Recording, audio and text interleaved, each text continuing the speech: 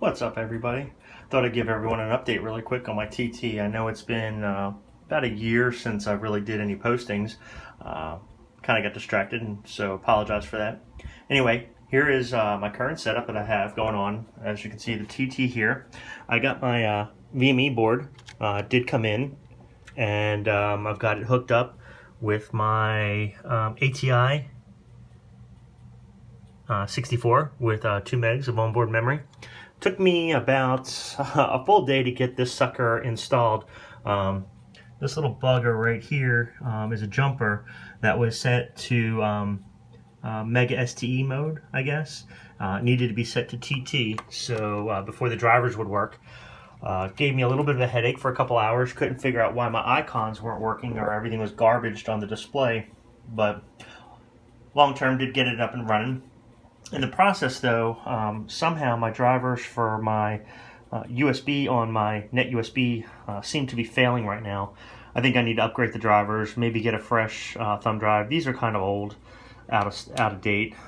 So that's my on the list. Haven't recapped yet. That's coming down the line.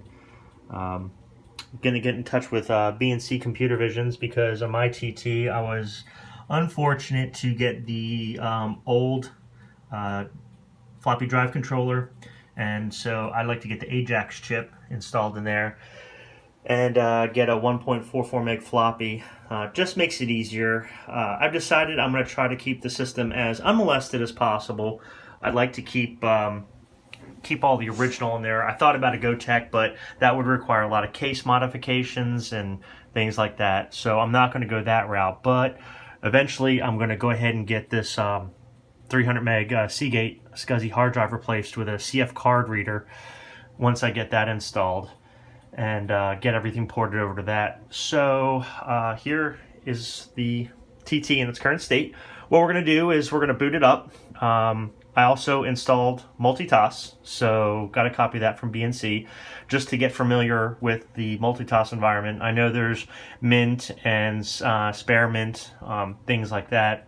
That's down the line as well. And sooner or later, I want to get this Eiffel installed as well. It gives me the option for USB mouse, PS2 type mice, and also I think it gives me serial port on it as well. So yeah, and that plugs in over here through the connector to this. But again, it's all going to get hardwired up into the case eventually. It's summertime here, so I will be doing my next video. Will probably be a Retro Bright video. But in the meantime, let's boot the Atari up and see what it looks like now with the VME graphics display. So I've got it hooked up to the actual VGA card right now. I can hook it into the Atari onboard, but really that presents a problem because once the VDI graphics kick in, it makes the display go crazy on the ST side because it starts porting all the data into the VGA card. So when I want to play original Atari games, what I've decided to do is just pick up one of these super cheap VGA switchers. So it's got inputs on the back for 2 VGA in and 1 VGA out. Obviously the out will go to the LCD, and VGA 1 will come in from the Atari's RGB output, and then VGA 2 will come from the VGA card. So that way when I want to be in native mode on the Atari, I can just go to Video 1, or if I want to go to the new enhanced graphics, I just switch it over to VGA 2. Real simple. So this was like $5 on I think it was eBay. Yeah, eBay. So without any further ado, here we go. We're going to go ahead and boot this thing up, and let me get this on screen. Sorry about the wiggling here, but let's go ahead and start up. Hard drive spinning up, floppy drive seek is going on. Now, you don't get the initial memory test because that's outputted on the original RGB output. So while the memory test is going on, all you have to do is hit the space bar. It will then halt that. And it's now loading the drivers, and there we go. As you can see, there is the Nova VDI installed. It's identified the system. And let's go ahead and boot up into 1280 by 1024 256 colors, which for the time is pretty awesome. There goes the USB drivers, Mint.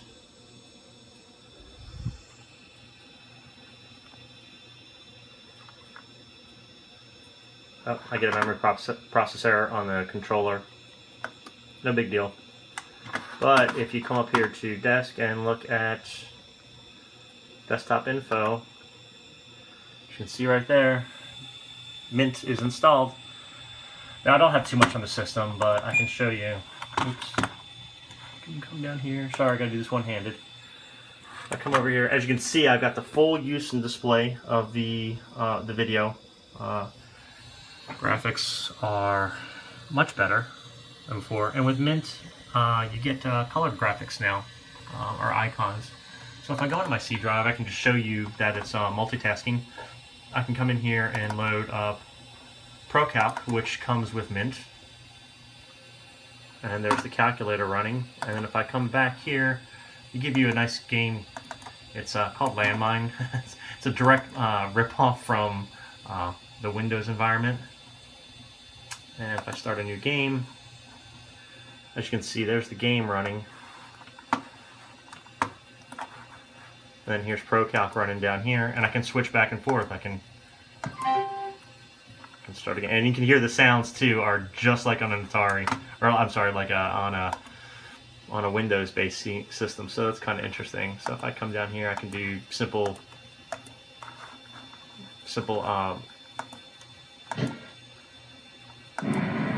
And I bombed out. So anyway, guys, I just wanted to show you that. Like I said, still got some other things in the works with this. Really need to get the net USB working to full capacity. That's going to be on my list. And to replace the hard drive, because hard drives inevitably do go out. I'm not going to go the method of the Gotek.